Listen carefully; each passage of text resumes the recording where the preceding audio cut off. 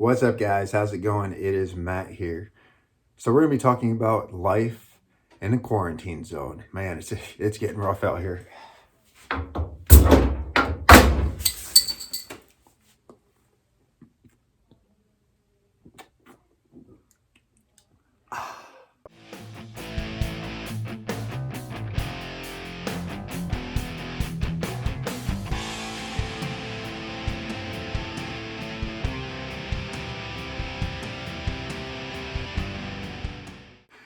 So here I am in Connecticut, and if you guys have been following, pretty much everyone's following what's going on with coronavirus.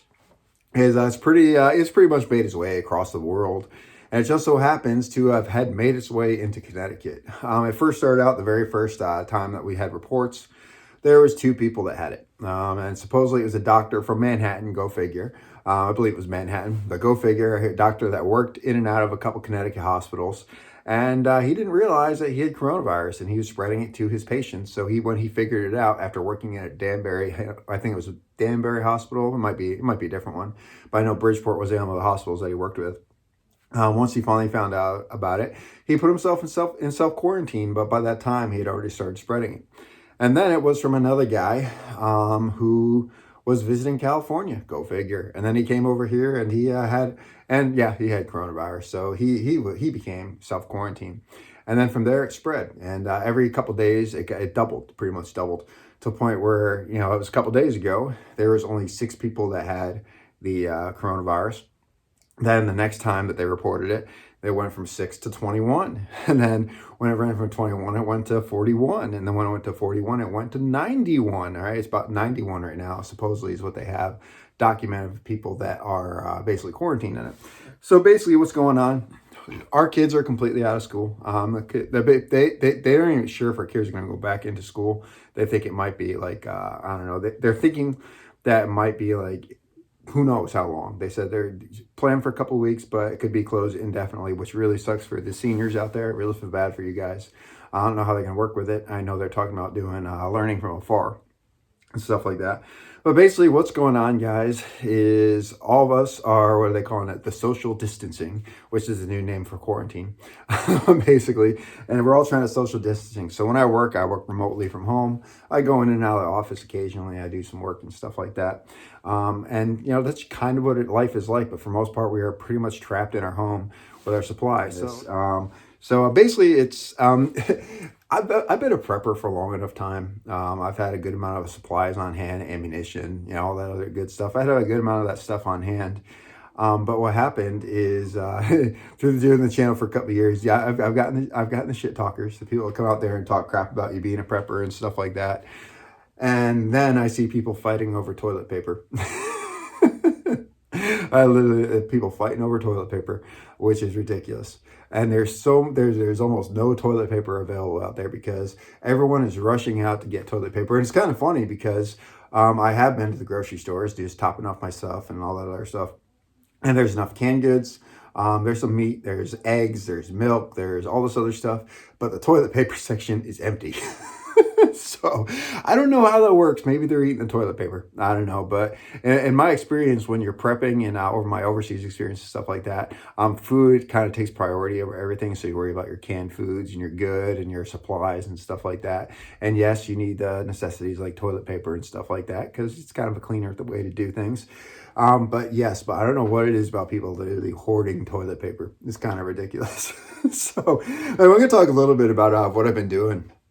So I did, like I said, I had made a couple trips out to town just to top off my supplies, top off my meat fridge. It was kind of funny because I went to the Big Y. I went over there. I was looking for it, and there's people walking around in gloves and masks, and elderly people, and there's nothing wrong with that. I completely understand. They're walking around with that stuff, and I'm like sitting there waiting in line, and people are like around the eggs. And I seriously just want to go and watch them scatter, but I didn't do that because I'm not that sadistic, right? But anyway, I just kind of waited. I took a good person, just waited my time, or waited for my turn, got my stuff. But it was kind of funny because I went through the meat section of Big Y is our grocery store out here. I went to the meat section. We've had Peapod deliveries. We've had a ton of Peapod deliveries like daily. This is how it is. But anyway, I was at the meat department and there was no chicken. There is no chicken whatsoever. There was a good amount of ground beef, the bigger ones too, the 80/20, the good stuff, you know. There's a good amount of ground beef. There was burgers. There was plenty of burgers. And there was tons of pork. I guess people don't know how to cook pork, or they think it looks ugly in the little plastic containers and stuff like that. So I grabbed a bunch of pork. I grabbed a couple things of meat, and then I grabbed a bunch of barbecue sauce because I guess you guys don't know what a crock pot is, and I guess you guys don't know what pulled pork is because man, that stuff's good, right? So anyway, I picked that up. I brought that one. I checked all that stuff out and all the good stuff, and you know, it's been kind of funny. It's the first couple days that you're seeing it. The grocery stores are packed. I mean, they're just absolutely packed, and it's right next to Walmart, and they're just absolutely packed. And you know, Walmart's pretty much packed and ransacked and everything like that. And then I also went over to Cabela's because Cabela's is where I get most of my ammo. They usually have some really good deals in there and stuff like that. And I already have a good amount of ammo as it is. I'm actually got good shot shells. Actually, a smoking deal at Walmart for a team of shot shells. I got some 5-shot and 8-shot buck. So I also have my double up buck, which actually loaded up. And, you know, it's my defensive buck, but this is more of the hunting type of loads that I have on it. But anyway, so I went to Cabela's to get a little bit more handgun ammo because I'm like, all right, I need some 9. A little bit more 9 would be nice. Maybe a little bit more 45. And some 38, you know, I'll be good with that. And that was just kind of top off what I already had. And I went there and these shelves were empty. I've never seen Cabela's with empty shelves when it comes to their ammo. I was like, holy crap. All the carry ammo is gone. Every piece of carry ammo is gone, except 10 millimeters, 10 millimeter all the place, and 40 caliber. There's a bunch of 40 caliber. I guess the people who are hating on 40 caliber know why that, you know, are questioning that now because there's plenty of 40 caliber ammo available out there. But then the only stuff that was left was the Winchester white box, 500 round boxes of 115 grain ball. And I was hoping it would have at least like 124 grain or some NATO or something like that. But no, all they had was Winchester white box, 500 round boxes. They had a bunch of 22, bulk 22, and a bunch of bulk 9 millimeter ammo. But it's like the actual shelves, all they had was pretty much some 10 millimeter, some 44 special, some 44 Magnum, and some 40 caliber, and then a bunch of the cheaper 9 millimeter, but whatever, you know, it's like whatever. So I picked that stuff up and I made my way home, and that's like the trips that I've run. You know, I made a couple runs, and then the other night it was actually kind of fun. My town turned into a ghost town last night. My wife wanted some wine, and my mother-in-law's with us now, so they wanted some wine. So, and I'm the one that's been vaccine, you know, had a million vaccines when it comes to, you know, the military, Marine Corps. I did experimental vaccines, anthrax, typhoid. You know, they kept losing my typhoid shots, so they gave me like 50 different versions of typhoid shots, supposedly. Everything. I don't even know half the stuff that they gave me. I drank from water buffaloes. I've eaten at the Baghdad market. I've eaten at the on the Joff market. And I've had dysentery before. I fought off, you know, malaria mosquitoes with my bare hands. So they're like, okay, you probably have the better immune system, so why don't you go out and get some wine for us? so I ran to the package store.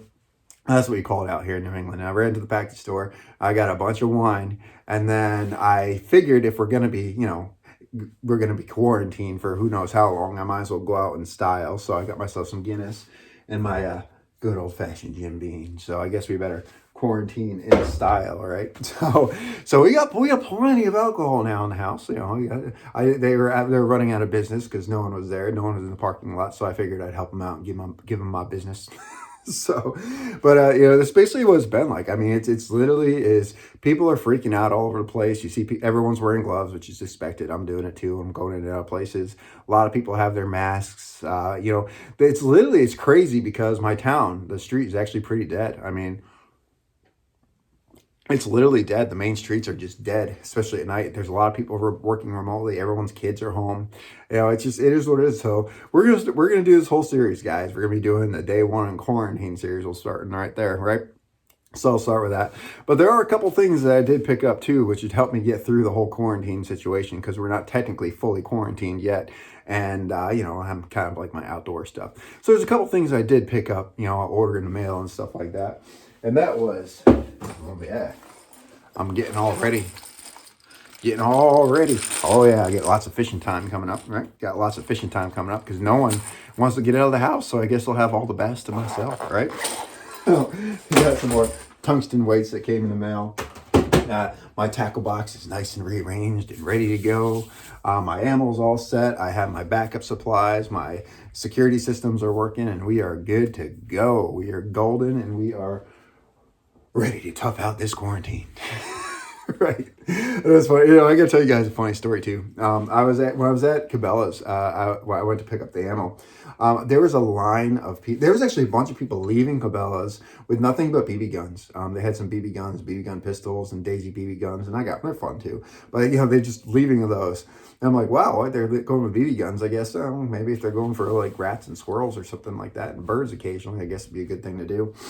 But then there was a line of people trying to buy guns at Cabela's, and it was kind of funny to me because I live in Connecticut, and Connecticut is it's a very anti-gun state, very very anti-gun state. And actually, I've been hearing stories that this has been happening across the country, but Connecticut is a very anti-gun state. And basically, there's certain laws in order to buy a firearm and even ammunition. All right, you have to have a state-issued permit. In order to get a permit, you have to go through NRA class or something equivalent of that. Then you have to go through a whole background check process, which is it doesn't take long in reality, but they make it last for a long time. After 90 days of going through the background check process, you get a temporary permit from your state or from your town police department. Then you have to take that temporary permit. This is you pay each department a certain amount of money, a good amount of money. You're done. You're usually spending $600 just to get your permit. But and then after you get that, then you have to go to the state police, and then you bring the temporary permit there, and they issue your 5-year permit. Now, the laws say that you cannot buy any firearm whatsoever without a permit, without some sort of permit that is state-issued permit. You can't even buy ammo without a permit, so you have to show your ammo. And this is a very anti-gun state, and there's a lot of anti-gunners out there, and there's a lot of gunners like me too. A lot of vets and stuff like that too, and we like our guns, and I'm an instructor and all. I teach and all that other stuff, but it was kind of funny because I'm sitting there and I saw these two Bernie supporters. They're I feel the burn. I'm sitting there waiting in line, skinny jeans, and a younger couple, and they were trying to buy a shotgun. It looks like a pump is what they were trying to get to, but they kept getting that. They got turned down. They weren't even allowed to touch the shotgun because they didn't have a valid permit. So they didn't have a permit. So all the anti-gunners out there that have made all these laws, so it takes specific laws to even get a hold of a firearm or buy ammunition. They're starting to understand what those laws are now, because all of a sudden the world is coming to an end. It's what's in their mind. The Resident Evil zombie apocalypse is coming around. The pandemic, the pandemic's around here. So everyone is realizing that they need to protect the toilet paper. So they need to get a shotgun so they can protect the toilet paper, a 22 so they can protect the toilet paper. And they can't because they voted against gun laws or gun rules, or they voted against the gun crowd. And congratulations, you're eating your own foot. So yeah, you can't buy guns, you can't buy ammo, so that leaves it all for us gunners and stuff like that. So I'm hoping, this is what I'm hoping, is that they will now understand the importance of the Constitution of America, right? And they'll understand the importance of the Second Amendment and realize that the Second Amendment ain't just for hunting. All right, it ain't just for hunting. It's for defense. It's for hunting. It's for defense against tyranny, defense against yourself. Maybe they're going to learn that lesson, and I'm hoping they'll bring that lesson to the next election cycle. So when we get through it, right? Anyway, guys, there you have it, guys. This is Life in Quarantine with Matt. So my beer, my Jim Beam, my bullets, my stuff, and kids all over the place. And oh yeah, it's great, great. And I'm ready for fishing too. So. Anyway, guys, if you like this video, guys, like, share, subscribe. Tell your friends about me. If you like the content of the channel, guys, go check me out on Patreon. The link is down in the description. You can help support this channel, whether it's $1 a month or whatever it is. It goes a long, long way. So I bring you more reviews and all that good stuff. Anyway, guys, remember, it's our responsibility to take care of each other and protect each other. Cheers.